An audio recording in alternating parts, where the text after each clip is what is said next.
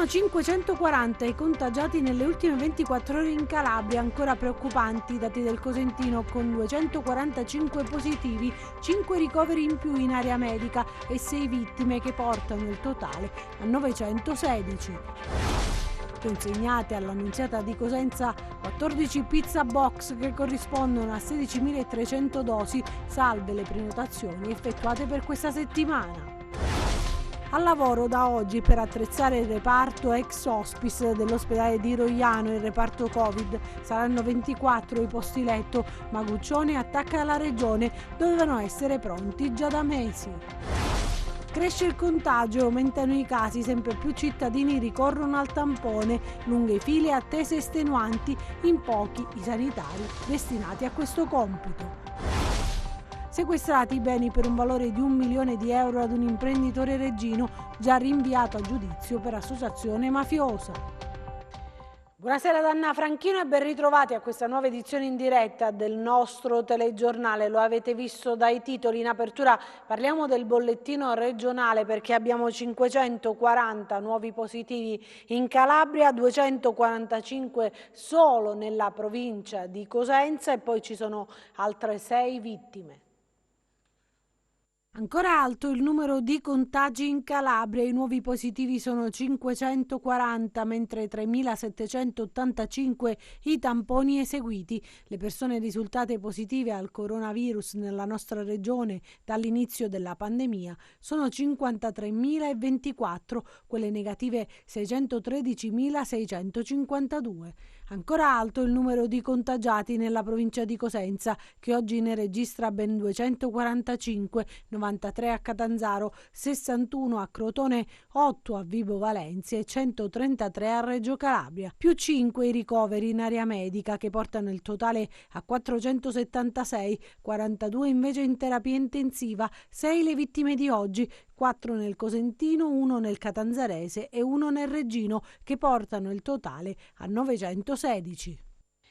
Come abbiamo visto preoccupa l'impennata dei contagi anche alle nostre latitudini, abbiamo parlato del virus, delle sue varianti, anche dei vaccini con il professor Raffaele Bruno. Il virus morde in tutta Italia e si sviluppa velocemente per via delle varianti, la cosiddetta terza ondata è in atto, ma il professor Bruno dice teniamo alta l'attenzione. In questo momento devo dire che insomma, il numero di contagi sta leggermente diminuendo, anche se viene preso in considerazione quello che questo indice che viene usato, che è l'RT.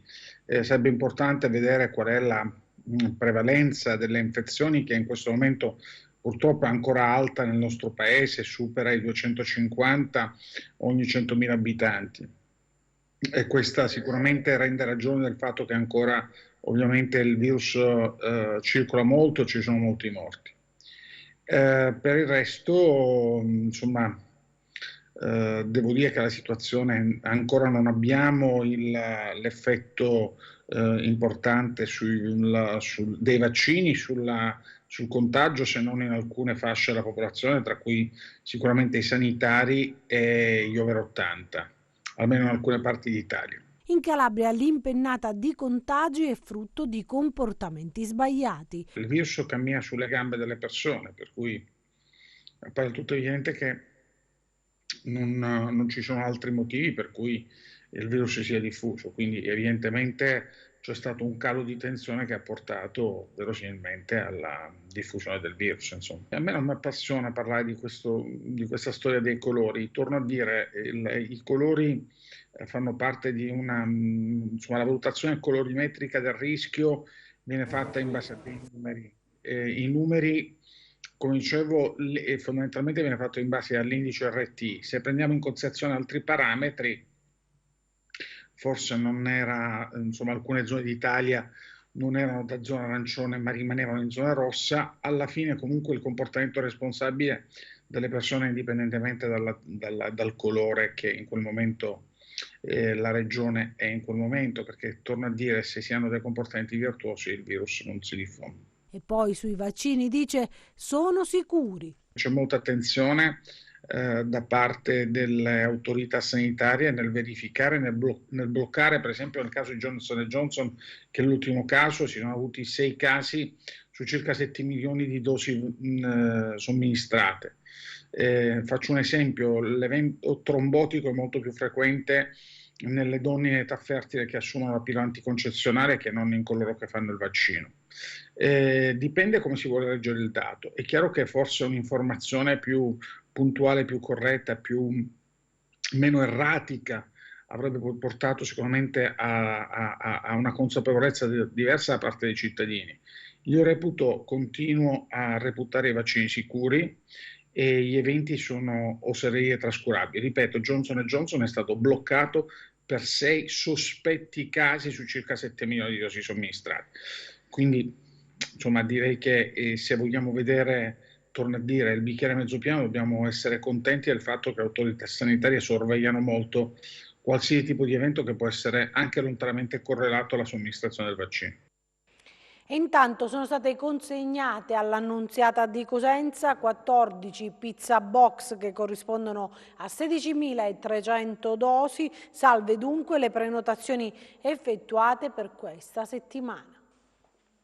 Aumentano le consegne di vaccini in Italia e di conseguenza la distribuzione nelle regioni. Oltre al Johnson, sbarcato per la prima volta a Pratica di Mare ma bloccato dall'EMA in attesa delle risultanze dell'indagine dell'FDA sui sospetti casi di trombosi verificatisi negli Stati Uniti, sono state consegnate 1 milione di dosi di Pfizer. Alla Calabria ne sono toccate circa 40.000, 16.380 destinate alla provincia di Cosenza, il territorio più vasto e popoloso. Il vaccino americano a mRNA è il più gettonato e fortunatamente sta arrivando con regolarità. Anzi, la multinazionale che ha siglato un accordo importante con gli Stati europei ha intenzione di anticipare di un mese le consegne previste nel terzo trimestre. Una boccata di ossigeno per i centri vaccinali impegnati a somministrare i richiami e le prime dosi agli ultimi over 80, ai tanti over 70 e ai soggetti fragili. In settimana è previsto anche l'arrivo di un'altra fornitura di Moderna, 400.000 dosi da distribuire in tutta Italia, numeri meno importanti in virtù di un accordo che potrebbe essere rivisto e ampliato nelle prossime settimane. Capitolo AstraZeneca, la multinazionale è discontinua nelle consegne e non sta rispettando gli accordi, ma i 2 stop alla somministrazione intervenuti nei mesi scorsi, le perplessità sugli effetti collaterali e le modifiche in corsa sulle fasce di età per le quali utilizzare il vaccino a vettore virale hanno fatto sì che si siano accumulate scorte sufficienti per continuare la campagna con regolarità e preservare le dosi utili per i richiami che partiranno dal mese di maggio. Un destino che sembra accomunare il vaccino Johnson, che invece avrebbe dovuto rappresentare il punto di forza dell'accelerazione della campagna vaccinale. L'Italia ha acquistato decine di milioni del monodose americano, che essendo facilmente gestibile è stato indicato per la distribuzione anche in farmacia. Nei prossimi giorni sono attesi chiarimenti sui rischi e sull'affidabilità del siero. E intanto si è al lavoro da oggi per attrezzare il reparto ex hospice dell'ospedale Santa Barbara di Rogliano in reparto Covid. Saranno 24 i posti letto. Isabella Roccamo è andata a vedere qual è la situazione. Mi trovo all'interno dell'ospedale di Rogliano, che diventa l'ospedale Covid, punto di riferimento per l'area settentrionale della Calabria. In questo momento ci troviamo proprio nei locali dove doveva sorgere l'hospice per malati terminali. Possiamo entrare anche, e siamo insieme al sindaco Altomare, insieme entriamo in una delle stanze. Qui si dovrebbero ricavare in questa struttura almeno 20-25 posti letto che adesso saranno adibiti proprio per malati Covid. Vedete qui, questa è una struttura che è ferma da anni, almeno da 2 anni, perché i lavori, sindaco, qui sono stati ultimati. Questi, come dicevamo, erano i letti destinati proprio alle cure palliative, all'hospice dei malati cure palliative con il letto per i parenti. Vedete, ci sono addirittura i monitor TV appesi alle pareti, però non è mai entrato in funzione. Però adesso questo ospedale di Rogliano, il Santa Barbara, riacquista centralità, sindaco, quindi qui a breve inizieranno i lavori e ospiterà i malati Covid, quelli in emergenza, così è stato spiegato, vero sindaco?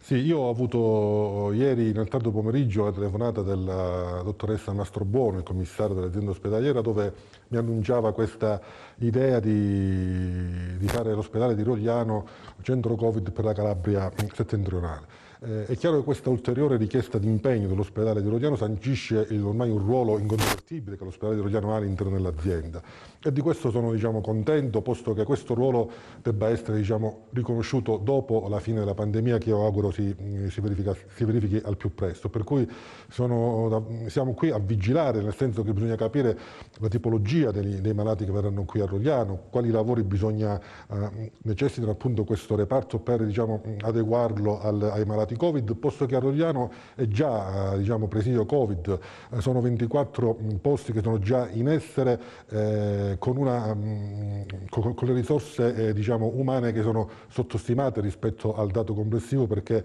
erano utilizzati solo per 14 posti letto, quindi con l'aumento la pianta organica è rimasta uguale. Per cui dovrebbero arrivare nuove forze, Sindaco, così è stato assicurato. Intanto possiamo andare a vedere anche la struttura, perché dovrebbero arrivare altri infermieri, altri medici, altri operatori sociosanitari. Così mi è stato annunciato dalla Mastrobuono che oltre agli eventuali lavori che bisogna fare, che stanno già facendo all'esterno, manderanno le risorse umane tipo gli anestesisti, i medici e gli infermieri. Quindi è ancora bisogna capire che succederà da qui ai prossimi giorni. Noi siamo qui per vigilare insieme a voi rispetto all'evoluzione delle cose. Quindi non si sa se qui verrà anche la subintensiva, l'intensiva, ancora c'è un punto interrogativo. Qui c'è un punto interrogativo. Io, per le conoscenze che ho io, sono ignorante in materia, se qui dovesse essere la subintensiva, è chiaro che bisogna avere, per come è stato detto,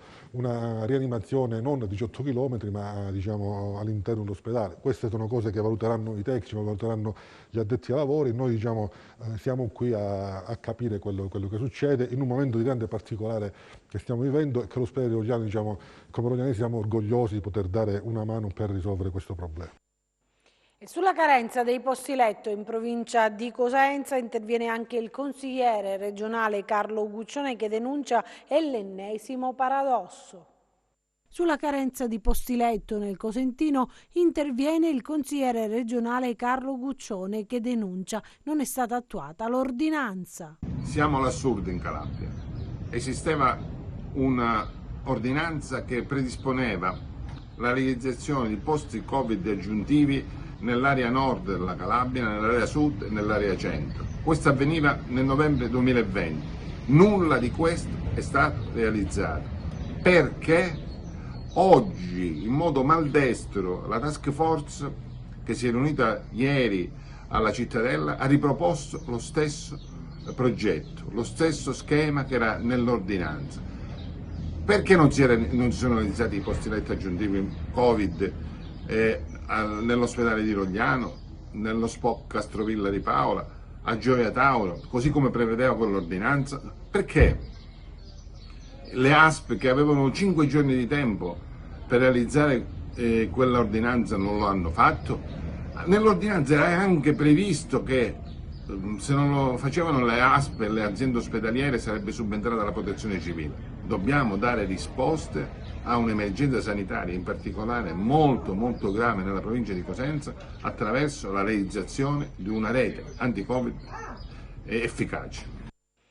E intanto aumenta la richiesta di tamponi soprattutto nel Cosentino. Si è tornati proprio in piena emergenza, come testimonia l'allestimento dei drive-in in tutta la provincia di Cosenza. Intanto a Montalto Fugo il sindaco ha deciso di adottare la linea dura, nuova ordinanza e maggiori restrizioni.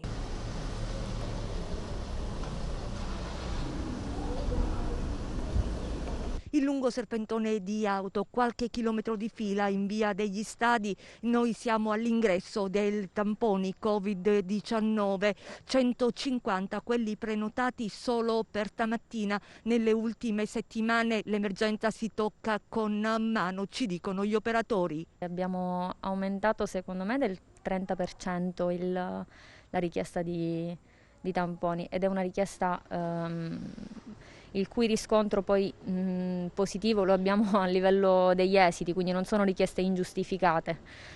Purtroppo c'è necessità. Quindi significa che c'è un aumento esponenziale dei positivi?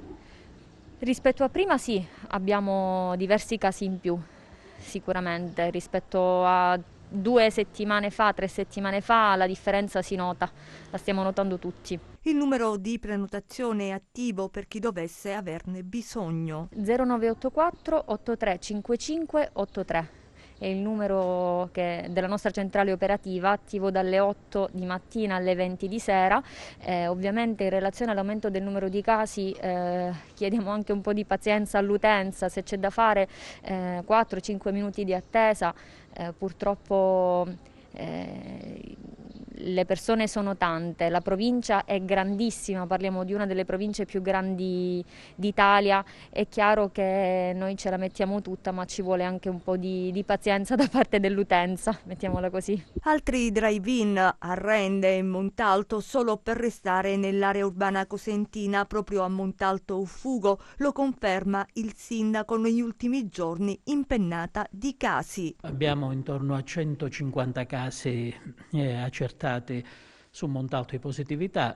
Sicuramente rispetto a qualche settimana fa c'è stato un aumento abbastanza consistente. Stamattina riunione operativa in municipio con il comandante dei carabinieri e dei vigili urbani, linea dura dal Palazzo di Città. I cittadini devono vedere la presenza, non ci vorrebbero misure coercitive. Io faccio sempre appello al senso civico dei cittadini. Dove però manca il senso civico, ovviamente le forze dell'ordine devono intervenire e devono intervenire questa volta, devono intervenire in maniera molto rigida. Quindi significa multare i cittadini? Sì, multare e se necessario anche denunciarle e se necessario anche chiudere le attività commerciali.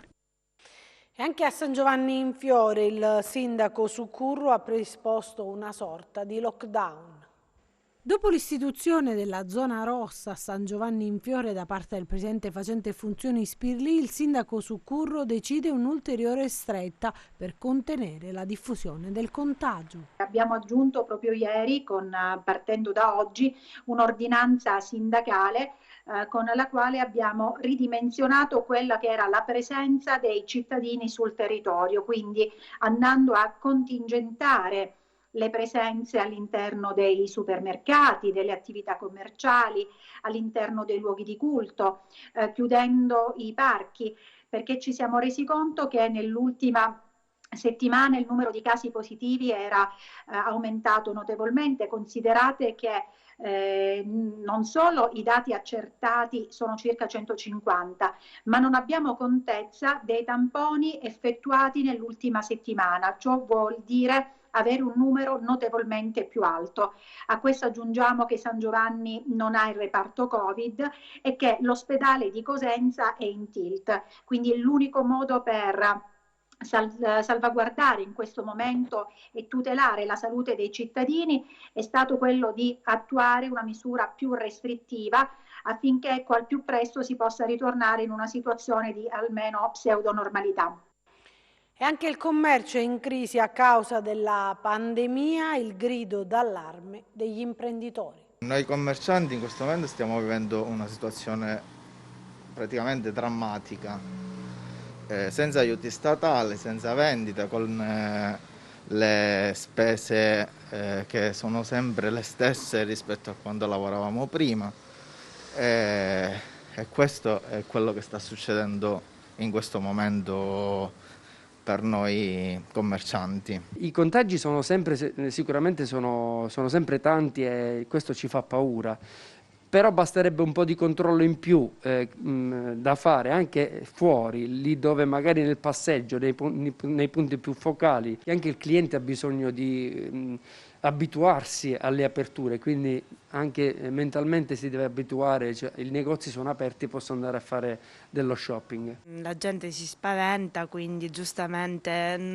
non è cambiato niente, cioè, purtroppo la situazione è quella che è, quindi io non avrei riaperto sinceramente. Certo, apri oggi, chiudi domani, non ci si capisce più nulla.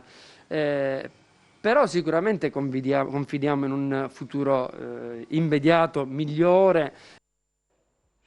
E una ventina di persone hanno occupato questa mattina la sede della direzione generale dell'azienda ospedaliera di Cosenza e nel pomeriggio anche la sede dell'ASP di Via Alimena. Chiedono una sanità pubblica efficiente. Qui speranza non ce n'è, qui non c'è più tempo, in Calabria si muore e si muore di Covid, si muore di altre malattie, si muore di fame, si muore di disoccupazione. Sono saliti sul tetto dello stabile che ospita la sede della direzione generale dell'azienda ospedaliera di Cosenza una ventina di persone riunite nel comitato Cittadine e cittadini calabresi per la sanità pubblica.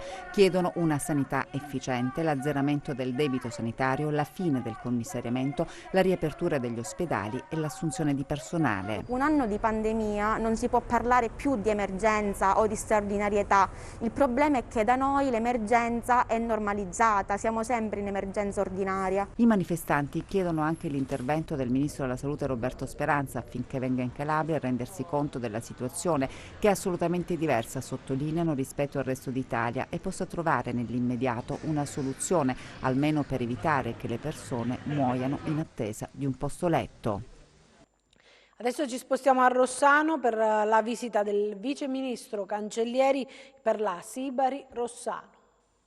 La Sibari Rossano presto sarà una realtà. Il vice ministro Cancellieri a Rossano per presentare il progetto nella sala consiliare, accolto dai sindaci dello Ionio, dal presidente della provincia Iacucci e dal sottosegretario Dalila Nesci. L'opera collegherà i due centri ed è tra le priorità del governo. Completiamo il progetto definitivo di cui oggi si sta parlando, con le tavole, gli elaborati e tutto quanto per l'approvazione poi appunto, come vi dicevo, definitiva, e questo dovrebbe avvenire chiaramente entro il 2021. Quando avremo questo passaggio al 2021 cominceremo a metterci a caccia di una data utile per portare il progetto all'interno del Comitato Interministeriale per la Programmazione Economica, il CIPE, che oggi si chiama CIPES. Deve essere la volta buona per la Calabria, come deve essere la volta buona per il Sud, perché certi treni non passano tante volte. Quello che oggi relativamente all'emergenza sanitaria del Covid-19, quindi alla emergenza adesso economica, si sta trasformando, perché con intelligenza l'Europa, l'Italia, insomma il governo stanno cercando di far diventare questo momento di difficoltà un momento di opportunità. Però ora dobbiamo essere coraggiosi nell'affrontare questa situazione e soprattutto nel riuscire a mettere in piedi le giuste situazioni. Per cui se non fosse questa la volta sarebbe davvero paradossale. Deve essere questa il mio impegno personale per una regione che amo tantissimo e che mi ha visto tantissime volte fra i numerosi turisti che la frequentano, però soprattutto perché deve finalmente affermarsi quel principio che anche al meridione si possono fare le cose bene e velocemente, come si sono fatte nel resto d'Italia. La cronaca adesso ci porta a Reggio Calabria, dove sono stati sequestrati beni per un valore di 1 milione di euro ad un imprenditore reggino già rinviato a giudizio per associazione mafiosa. La Guardia di Finanza ha sequestrato beni all'imprenditore reggino Antonino Mordà, 52 anni, per un valore complessivo di 1 milione di euro. Il sequestro, deciso nell'ambito dell'operazione Energie Pulite, è stato eseguito da personale della DIA, da militari dello Scico di Roma e del Comando Provinciale delle Fiamme Gialle, con il coordinamento della Procura Nazionale Antimafia e della Procura di Reggio Calabria. Già nell'ottobre scorso Mordà aveva subito un sequestro di beni unitamente ad altri imprenditori. In quell'occasione il sequestro riguardò beni per complessivi 50 milioni di euro. Mordà, già coinvolto nell'operazione Martingala del 2018, è indicato come persona collegata a clan come i Barbaro, detti i Nigri di Platì, e i Nirta, detti Scalzone di San Luca. Accusato di associazione mafiosa e altri reati, avrebbe garantito una serie di operazioni finanziarie tese ad agevolare le sue indicate cosche di 'ndrangheta, oltre ad avere ottenuto guadagni per sé. Adesso l'ulteriore sequestro scaturito da verifiche effettuate dalle Fiamme Gialle, secondo le quali i beni sigillati erano nella disponibilità di Mordà. Si parla di 27 orologi di gran lusso, di un anello con pietre preziose incastonate e di 147.000 euro in contanti. Intanto è stato scoperto a Lamezia un laboratorio clandestino di mascherine chirurgiche, sono stati sequestrati 10.000 dispositivi di protezione individuale contraffatti. Questo è il laboratorio clandestino di mascherine scoperto dai finanzieri alla Lamezia Terme. Il blitz è scattato dopo il sequestro nei giorni scorsi all'interno di un'attività commerciale di 80 mascherine di comunità, ossia mascherine in tessuto recanti marchi contraffatti di note griffe di moda. Per questo il titolare dell'attività commerciale era stato segnalato alla procura per i reati di contraffazione e ricettazione. Sono state così avviate le indagini che hanno consentito alle Fiamme Gialle di risalire al fornitore individuato in un'attività commerciale all'ingrosso situata sempre alla Lamezia Terme. L'ispezione presso il locale commerciale ha permesso di rinvenire altre 400 mascherine di comunità recanti marchi contraffatti. Inoltre i militari hanno notato che risultavano esposte per la vendita alcune confezioni di mascherine chirurgiche che riportavano l'indicazione Made in Italy, ma all'interno della confezione le indicazioni della certificazione dello standard qualitativo erano esclusivamente in lingua cinese. I finanzieri hanno quindi esaminato la documentazione accertando che il titolare dell'attività commerciale acquistava separatamente le confezioni riportanti la falsa attestazione della produzione italiana e le mascherine chirurgiche che non avevano nessuna certificazione in merito al produttore e agli standard qualitativi. I dispositivi di protezione individuale venivano poi confezionati artigianalmente all'interno di un sol palco adibito al laboratorio e deposito. I militari hanno sottoposto così a sequestro complessivamente 400 mascherine di comunità con marchi contraffatti e 9.600 mascherine chirurgiche prive della certificazione di conformità del prodotto, la cui commercializzazione avrebbe illecitamente fruttato oltre 7.000 euro. Il titolare dell'attività è stato segnalato per i reati di contraffazione, frode in commercio e ricettazione. E vediamo adesso come hanno chiuso le borse nella nostra rubrica.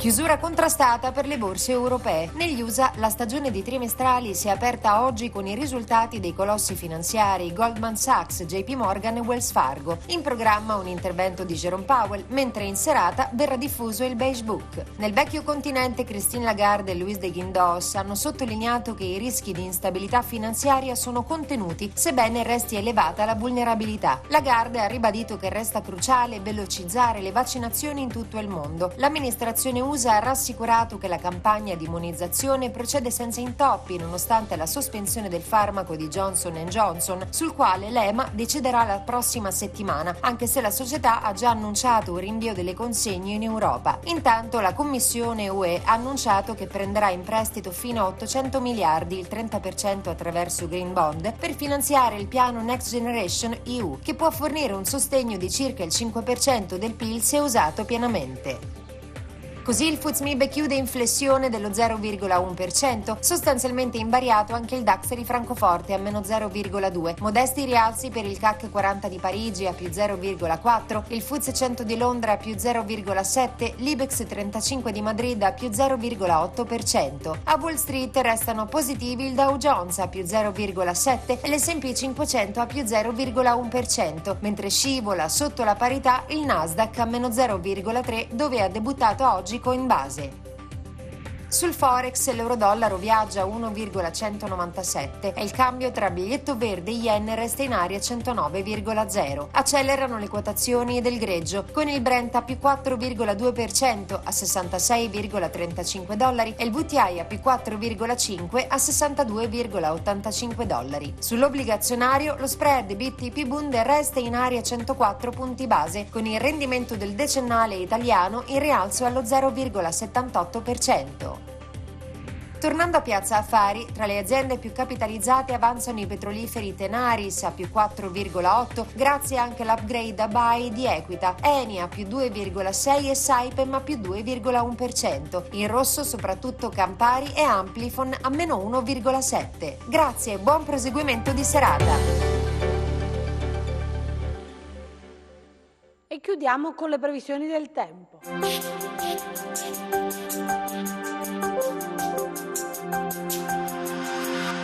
Per ritrovati da Meteo in Calabria. L'afflusso di correnti più fredde di origine artica sull'Italia ha favorito un deciso calo delle temperature che resteranno al di sotto delle medie stagionali per tutta la settimana. Sulla Calabria i prossimi 2 giorni saranno caratterizzati da tempo variabile, a tratti debolmente instabile, sempre in un contesto di clima piuttosto freddo per il periodo. Passiamo alle previsioni in dettaglio. Domani nuvolosità irregolare su tutta la regione con possibili deboli piovaschi, temperature stazionarie che risulteranno ai diversi gradi al di sotto delle medie stagionali.